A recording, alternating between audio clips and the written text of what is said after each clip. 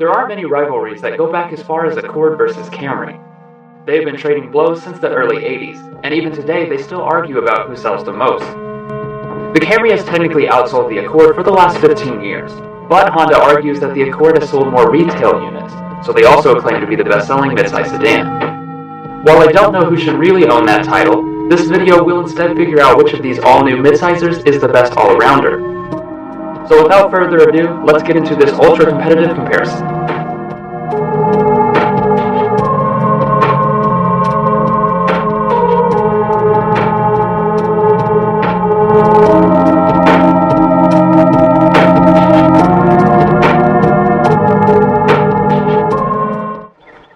For this comparison, we chose the entry-level sport trims, since they offer good looks, good standard equipment, and affordable price tags. Predictably, these are also the best-selling trims. Starting with the Camry, this is the SE trim, which starts at a very reasonable $25,200. Now we do have a few options added to that, which are blind spot monitoring, a convenience package, and all-weather floor mats. After adding in the destination charge, that brings the total to $27,564. Moving on to the Accord, we have the Sport trim, which starts out a bit more expensive. The base price is $25,780, but as you might know, Honda doesn't offer any factory options. All we have are a couple accessories, like all-weather floor mats, and the destination charge, which bring the total up to $27,153. That puts the price difference at only $411, which is the first of many examples of just how competitive these two are. Now that we've established the bases, let's get into the comparison. The first thing we will start with is the key fobs. On the Camry, we have the all-new key fob, since the convenience package includes smart key entry. I like the look of it, though it doesn't feel much different from the old one. On the Accord, all models get their typical high-quality key fob, but we don't have smart entry, so you have to unlock it from here. Therefore, the Camry will get the first point here.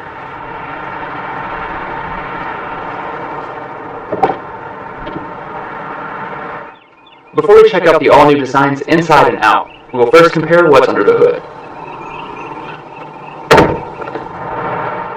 The Camry and Accord used to be very much alike mechanically, but for 2018 they have split in almost every regard. Starting with the engines, both are all new, but Honda opted to take a higher tech approach. This 1.5-liter four-cylinder is turbocharged, and it makes 192 horsepower and 192 pound-feet of torque.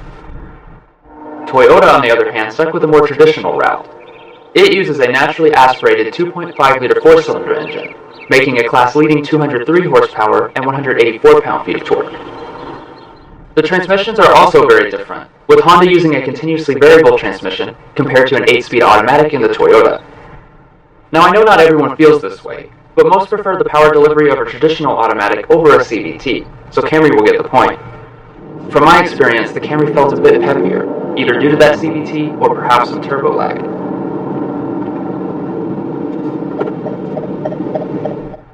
Moving on to fuel economy, things are the opposite of what you would expect.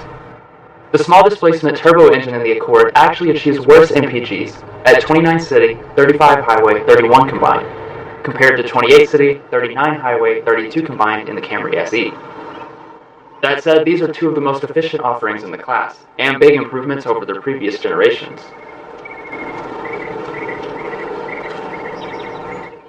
Now that stuff is out of the way, let's move on to the all-new exterior styling and features. The first thing I like to start off with is the overall front and rear styling. Neither of these look very much like their predecessors, but the Camry is closer. Its spindle grille has been expanded, and now a body-colored piece drops down inside of it. The inside is still made of black mesh. The Accord also opted for a large black grille, but it has a less aggressive shape. On the Sport, the top portion is dark chrome instead of shiny chrome, like the rest of the trims. That trim extends over the new headlights, which are now fully LED. They look very upscale, basically as if they were lifted straight from the Acura TLS. The Camry's headlights are also fully LED, although they don't look quite as upscale. Overall, I don't find either of them to be especially attractive, but I'll give the point to the Accord for having nicer looking headlights and LED fog lamps, which is something the Camry doesn't offer at all. In the rear, both cars look unique, but to my eye, the Camry definitely looks better. While they both have spoilers, dual exhausts, and LED taillights, the Camry looks more cohesive. Now we will start working our way around the cars and all the features. Starting with the wheels, the Camry SE gives you 18-inch alloys with a high-contrast design, but the Accord Sport impressively gives you 1-inch larger 19-inch alloys, with a design that honestly looks a lot better than the top-end touring trim. The Accord takes a point here. For brakes, they both have ventilated front disc brakes and solid rear disc brakes, with the Accords being a little bit bigger. Coming to the mirrors, the Camrys are more feature-rich. They are heated, have turn signals, and have blind spot monitoring, none of which can be added to the Accord Sport.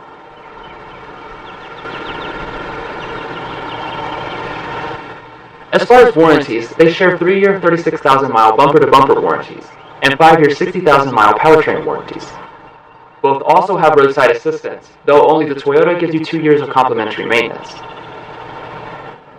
A bigger consideration is safety ratings, and both of these are sure to do great.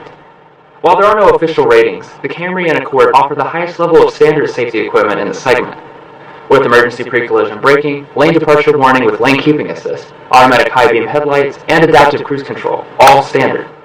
All the other rivals make you pay extra for these. Coming to fuel tanks, the Camry gives you 16 gallons, while the Accord gives you 14.8 gallons. Since fuel economy is pretty similar, of course that means the Camry has the bigger range, at 512 miles versus only 459 miles for the Accord. Both use regular unleaded fuel.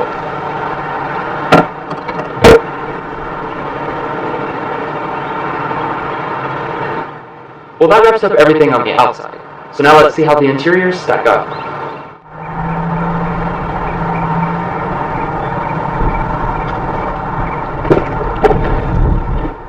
As much as the exterior has changed, the interior has arguably changed even more. Starting out with the Camry, things have moved from bland and plain Jane to dramatic and exciting. And ours is obviously black, but you can get ash gray if you prefer. For the Accord, it kind of goes the opposite way. What used to be a complex and somewhat odd-looking cabin has now been changed out for a simple, clean, sophisticated look. Its interior is also black, which is the only choice.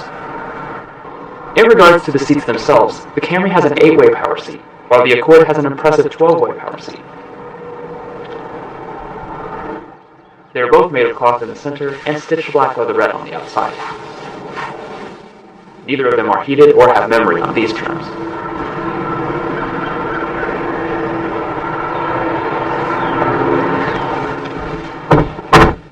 It's worth noting that the Accord's doors feel a lot more solid.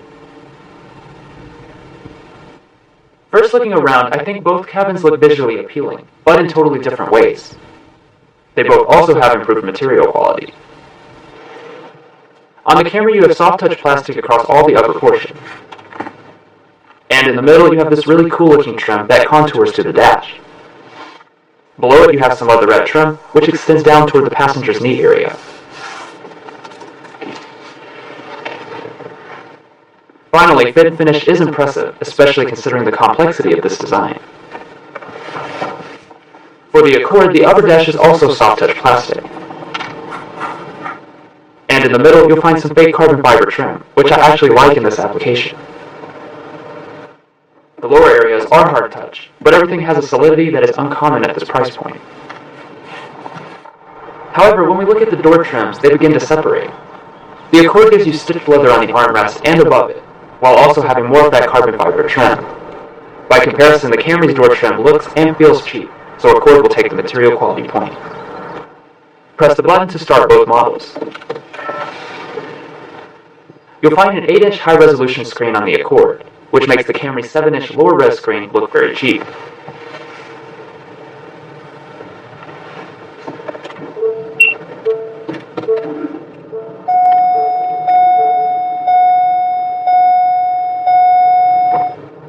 Moving on to the gauges, the Accord again offers the better value. While the Camry has the typical analog setup and a separate 4.2-inch multifunction display, the Accord went with a half digital and a half analog setup. The screen is really big, and high-res enough that I didn't even realize the TAC was digital at first. Overall, this is something you usually only see in luxury cars or on the highest trims, so the Accord takes the point. Both Both cars have electric power steering, and both wheels are leather-wrapped and manual tilt and telescoping. The Honda usually has the edge when it comes to storage, but in this case they are more or less the same. To my eyes, the center consoles look the same size, though the Honda does have a sliding tray. Up in the front, both have a nice area to place your phone or sunglasses, with the Toyota having a second layer. For connections, the Accord has an extra 12-volt outlet in the console, but the Camry has an aux jack, so no point here also. Both cars continue to offer traditional leather-wrapped shifters. Both also allow for manual shifting via the standard paddle shifters. Once you go into reverse, both cars have standard backup cameras, but the point will go to the Accord for being higher quality and having dynamic guidelines. Behind the shifter, the Accord Sport gives you an electronic parking brake and brake hold feature, whereas Toyota reserves those for only the higher-end trims. Coming to the climate, the SE comes with single-zone automatic, while the Sport has dual-zone automatic. You can option on dual zone to the Camry SE, but again, that costs extra. The layout is nicer on the Accord, and the actual buttons feel borrowed from Audi. Now let's listen to both of their 6-speaker audio systems.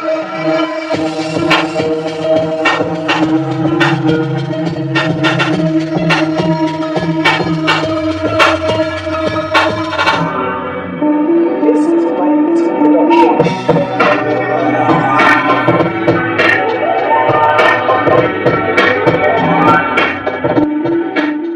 For sound quality, I give the slight edge to the Camry, though I'm pretty sure my old 2003 Ford Taurus sounded better than both of them. Now let's go ahead and check out the infotainment systems. Starting out with the Toyota, you have Entune 3.0. Honestly, it's not all that different from the old version as far as how everything is laid out, but you can definitely tell that the hardware behind the scenes has been upgraded. I also like that you have physical shortcut buttons along the side of the screen. Everything responds quickly and has pleasing animations. We still do not have Android Auto or Apple CarPlay. Toyota instead makes you use their app suite and a separate Scout GPS app for navigating. Coming to the Honda, things look more modern and are even more responsive compared to Entune. Gone is the complicated 2-screen setup of the old model, and now the only buttons are just some shortcuts along the side of the tablet-like screen. All the features are the same as the Camry, but we do have Android Auto and Apple CarPlay instead of a complicated app suite. Overall, both systems are big improvements over their old versions, but Honda Link is easier to understand and has more modern features. Moving up, you'll find an auto-dimming mirror with a compass and HomeLink universal remotes on the Camry, but only a manual one on the Accord. Neither of them have moonroofs, though you can get one on the Camry. Overall, it feels like Toyota holds back a lot in the cabin unless you get the higher-end trims, while the Accord Sport gives you 90% of what you find on the high-end touring trim. It's undoubtedly the better value on the inside.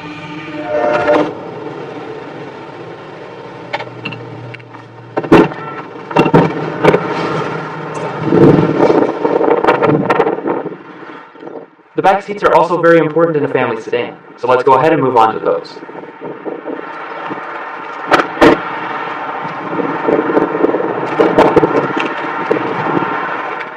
The rear seats of the Camry and Accord offer some of the largest accommodations in the class, but neither of them have the edge. The Accord will give you 2 inches more legroom at 40.4 versus 38, but the Camry will give you about an inch more headroom at 38 versus 37.3 inches.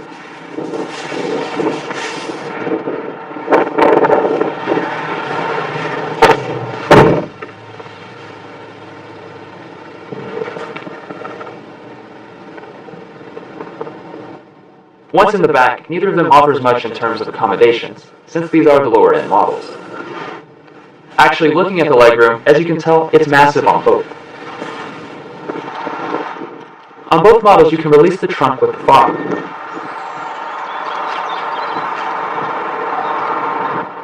Once inside, you'll find a very large 15.1 cubic feet of capacity on the Camry, but a massive 16.7 cubic feet on the Accord. That number exceeds the capacity of the 17-foot-long Mercedes S-Class sedan, to give you some reference of just how big that is. Well, that pretty much wraps up this very close comparison video. Both these cars represent a top-notch performance by their respective brands, and I see no reason why they won't continue to be the best-selling options in the class. If you are choosing between them, please check them out in person, because certain characteristics matter more to certain people. But all in all, I don't think you can go wrong. Anyways, thanks for joining us on this car confections comparison, and be sure to subscribe for more comparisons and our signature full review videos. Take care.